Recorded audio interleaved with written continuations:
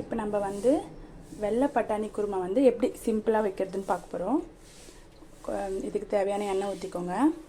அது எண்ணெய் காயிட்டோம். அதுக்குள்ளே நம்ம அரைக்கிறதுக்கு தேவையான மசாலா அரைச்சிடலாம். தேங்காய் சும்மா ஒரு கையளவு தேங்காய் போட்டுக்கோங்க. போட்டுட்டு இந்த தேங்காயிலே வந்து கொஞ்சோண்டு தக்காளி, கொஞ்சோண்டு வெங்காயம்,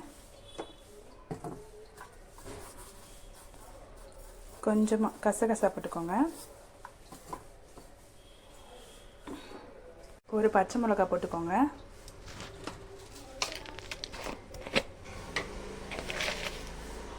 கொஞ்சமாக சீரகம்,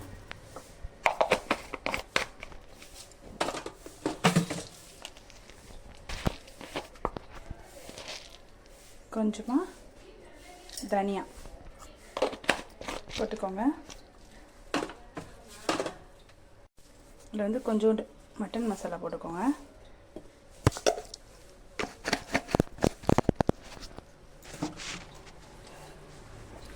கொஞ்சோண்டு உப்பு போட்டுக்கோங்க. காஷ்மீர் மிளகாத்தூள் கொஞ்சோண்டு போட்டுக்கோங்க, சும்மா கலருக்கு. இதை நம்ம அரைச்சி எடுத்துக்கலாம். எண்ணெய் ஊற்றி கொஞ்சம் ஸ்பைசஸ் போட்டுக்கோங்க. 2 இலை, 2 கிராம்பு, கொஞ்சோண்டு சோம்பு, 2 பட்டை போட்டுக்கோங்க. ஒரு 2 ஸ்பூன் இஞ்சி பூண்டு பேஸ்ட் இந்த எண்ணெயிலே போட்டுக்கோங்க.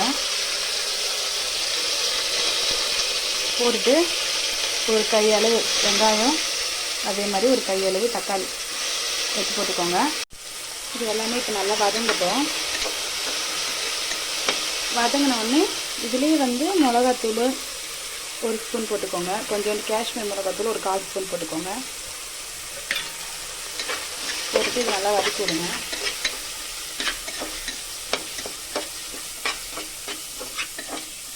இது நல்லா வதங்கட்டோங்க.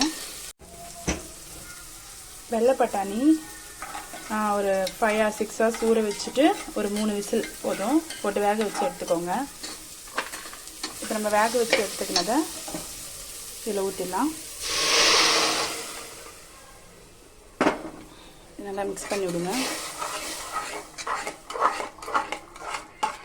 கொஞ்சம் பட்டாணி வேகும் போது லைட்டாக சால்ட்டு போட்டுக்கோங்க. இப்போ கொஞ்சோண்டு சால்ட்டு தேவையான அளவு உப்பு போட்டுக்கோங்க.